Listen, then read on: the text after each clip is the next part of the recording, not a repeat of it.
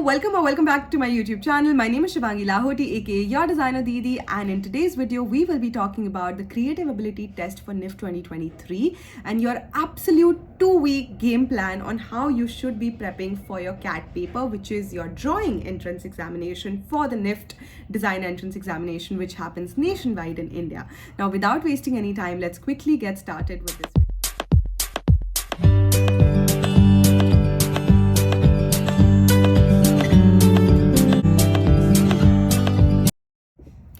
Alright, if you're a fellow Nift aspirant sitting for the Nift entrances this year or next year, make sure you watch this video nonetheless. Don't think that this is only for students sitting for the entrance this year, because the entire course curriculum and the syllabus for CAT is something that I'll be touching upon in this video, and it'll definitely help you. You can save it for later, even if you're preparing for Nift 2 years, 3 years down the line. The syllabus has loosely been the same for the last 20-25 years, with a few additions here and there and a few reductions here and there, but make sure that you stick around and watch this video.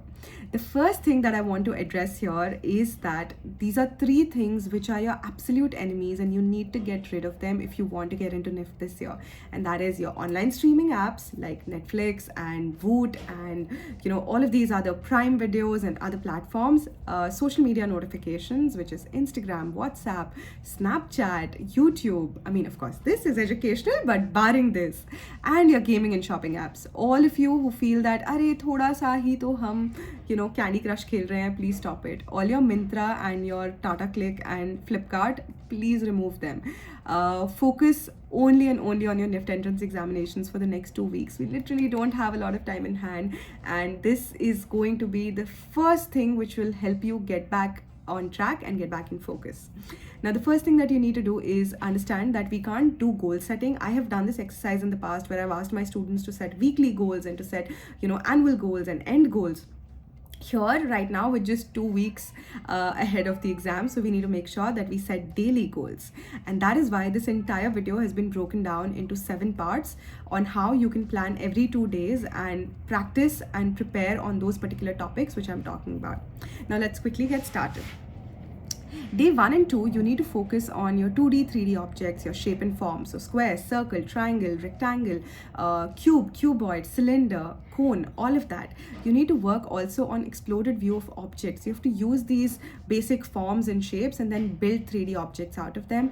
Create exploded views. How would a microphone look if it is exploded and opened? How would a telephone look if it's exploded? How would a TV remote control look when you have an exploded view of it? How would a camera look when you have an exploded view of it? These are things you need to practice to understand what goes behind and what goes inside the object. Plan and elevation is a question that usually comes up very, very frequently for an ID. It comes for Nift as well, and it may come in logical reasoning section, by the way, just FYI. But it helps you understand on what the plan and elevation of your 3D object or that shape is. Scale and proportion is another thing you should be focusing on. This is where putting 3-4 objects together and sketching them. So basically doing still life, which will help you understand if, for example, this is a Fevicol bottle here and this is a pen here. Now, this is a tiny Fevicol bottle and a big pen. How would you draw it in proportion? Understanding of scale. So one object becomes the center around which the entire rest of the composition is built. So that if this is the size of your Fevicol that you're drawing, then the pen has to be this exact size, and the eraser has to be a smaller size. It can't be a this big eraser, it can't be a this big paint bottle. It has to be this big, something that is in scale and in proportion, relative proportion to the other objects. Now, day 3 is when you get into perspective drawings. Day 3 and 4 we focus on 1-point perspective, 2-point perspective, 3-point perspective. These are questions that usually come from the dog's view. You're crossing the road, what is going to be the view of the road? From the spider's view, right, from the spider's point of view, it's in one corner of the room and there is a birthday party happening. What is going to be the view of the spider? That is 3-point perspective. These are sort of questions that you will need to practice on and work on your 1-point, 2-point, 3-point on the 3rd and the 4th day. The 5th and the 6th day is when we start focusing on human anatomy. This is where we work on your human body. Start practicing human figures, stick figures, then start fleshing them out, start working on your human figure in standing position, sitting position, walking position, lying down position, a woman dressed in clothes, so drapes on the body, how would that fall, all of that. This is also, these 2 days are also the days when you focus on character design and mascot design. Once you have your basic structures of human anatomy in place, you can start working on building characters, creating mascots. There are a lot of times when you're given mascot related questions with Nift, very frequently these questions come, and it'll be a good idea to practice them right now on day 5 and 6. Now for day 7 and 8, now that you've learned your perspectives, and you've learned an empty road, you've learned how to make a railway track, you've learned different kinds of perspectives inside the house, etc. Now is the time when you start working on composition drawing, situational drawing, memory drawing, drawings through memory, drawings which are situational. You also here take care of storyboarding. You get into storyboarding and learn the art of comic strips. You work on animations. So all the character designs that you've done, all the mascot designs that you've done, you can implement those from day 5 and 6 into your storyboarding and animation days. Day 9 and 10 is when we introduce colors. So this is where we get into color theory, color psychology. We understand emotions depicting through colors. We do grid questions here. We work on different textures. We learn, the texture of wood. We learn the texture of leather. This is where you should be practicing all of that shading, right? All of this comes into play here. Day 11 and 12 is when we start diving into designing now. So we are getting into logo design, poster design, banners, hoardings, stamp designs. These are questions that usually come on very frequently, designing a visiting card for an architect, or designing a poster for tourism in Madhya Pradesh. These are the kind of questions that frequently keep coming. 75th year for India, design a stamp for it.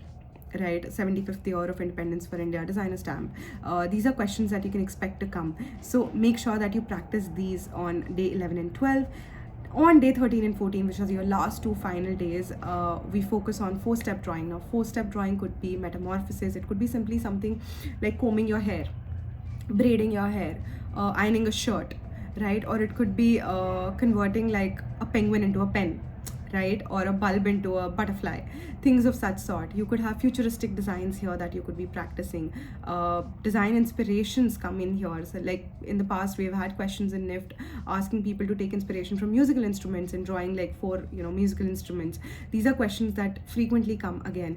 You might want to sort of tap into this on the last few days, solve sample papers on these 2 days, and problem solving based questions. For NID, for example, there was a question on, there's a garbage bin and people are littering around it. How do you make sure that people don't litter and actually throw inside the garbage bin?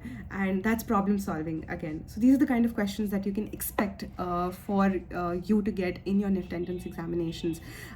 This is a very sort of quick 14-day plan of how you should be planning your next 2 weeks to prepare for your CAT portion. Having said that, make sure that you devote at least 3 hours every day to your CAT portion, and try and solve question papers within 2.5 hours.